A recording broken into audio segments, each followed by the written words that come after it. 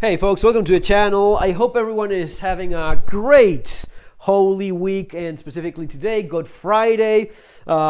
Easter is more than just bunnies and chocolate eggs. In fact, it is nothing about those things. It is all about Jesus Christ. So happy Holy Week to all of you.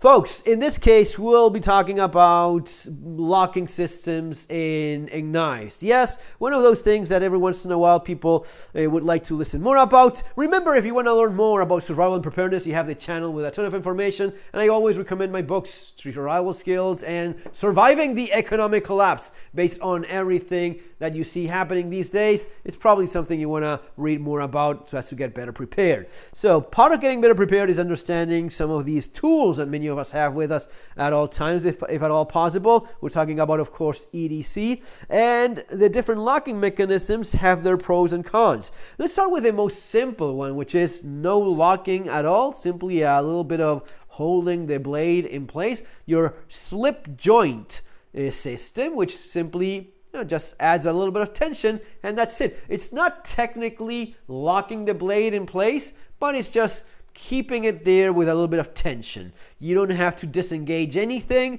You just put a little bit of extra pressure and you close it like so. Simple enough. Maybe that's all you want. Maybe that's all you need. I strongly recommend having a blade that also locks into place. That's perfectly fine. But I like this sort of thing even better. What is this? Well, this is a Victorinox 2, a little bit of a larger Victorinox, but even more to the point of this video is a Victorinox that locks into place. This is kind of like an axis lock, I want to say.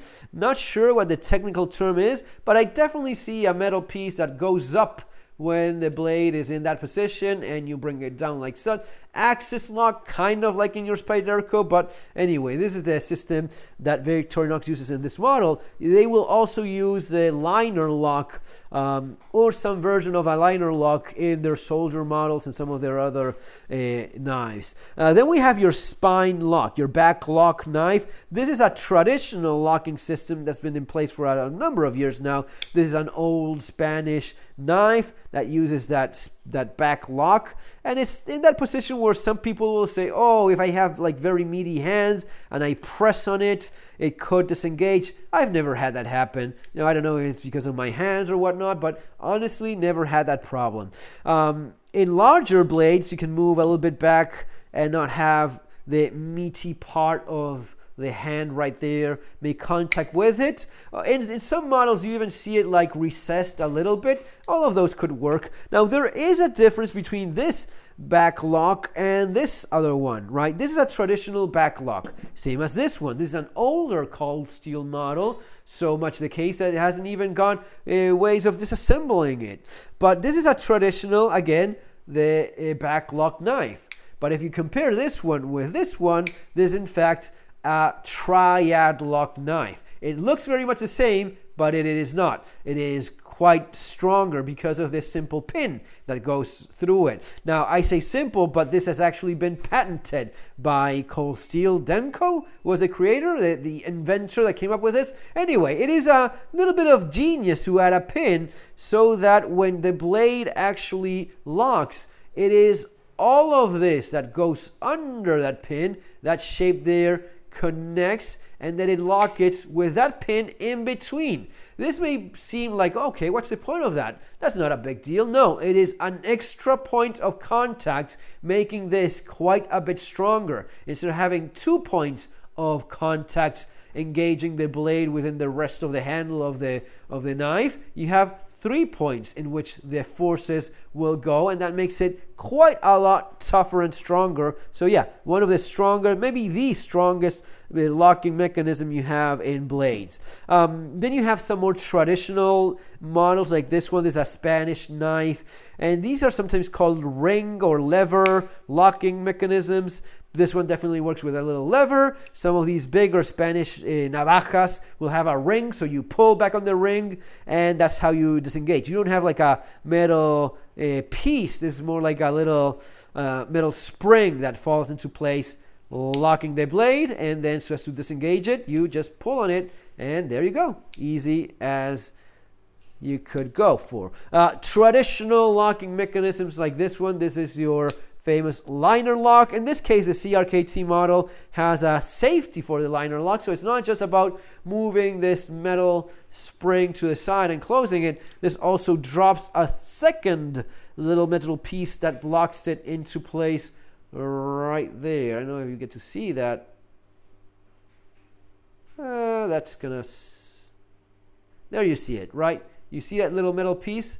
So that little metal piece locks the lock itself. So in a traditional liner lock, the only thing you have is that drops there, locks the blade, and you just move it out of the way.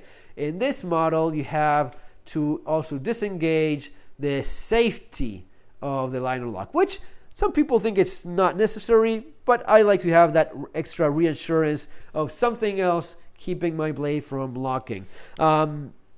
In traditional liner locks like you have in a Leatherman, which I use all the time, and it is quite a bit smaller than that, it still works fine. There's nothing wrong with a liner lock. Maybe it's not the strongest mechanism, but it is quite handy, especially when you want to close these things even like single-handedly. You know, you can do this against something, and that's pretty easy.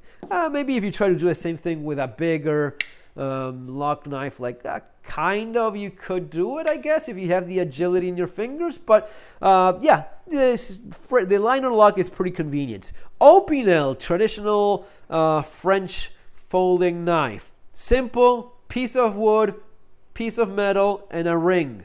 The ring, you just twist the ring, locks the blade into place very effectively, so nothing is going to close there. This is a super strong system. Yeah, it is quite strong for what it is, and super and simple too. That's one of the beauties. You twist it on the other direction and you lock it again. And you can even lock it just to make sure it doesn't open accidentally if you're that worried about it. I think it's great. Maybe not the most popular locking mechanism, but it works fine. And it is simple, strong, so those are all nice things to have going for it. Then we have, of course, your frame lock. As the name indicates, it is the frame itself that drops and locks into place. Kind of like with a liner lock, but there's no liner here. You have the scale itself of the frame dropping into place. This is all titanium, makes contact with the metal, but you have a metal piece insert here so as to avoid titanium with steel contact. This is so as to preserve the wear on the titanium, but mostly I believe it was because of how the molecular material itself, titanium against steel, when it makes contact, it kind of sticks and binds, and it can be a little bit difficult to push it out of the way to lock it back into place.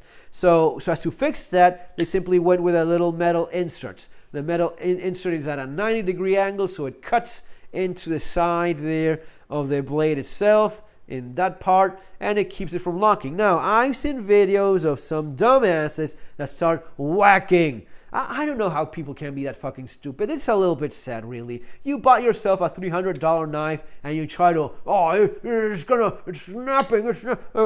Yeah, you dumb idiot. Of course, if you keep whacking the spine of your blade because of elasticity that even steel will have, it will bounce out of place, and there's a chance that you may end up...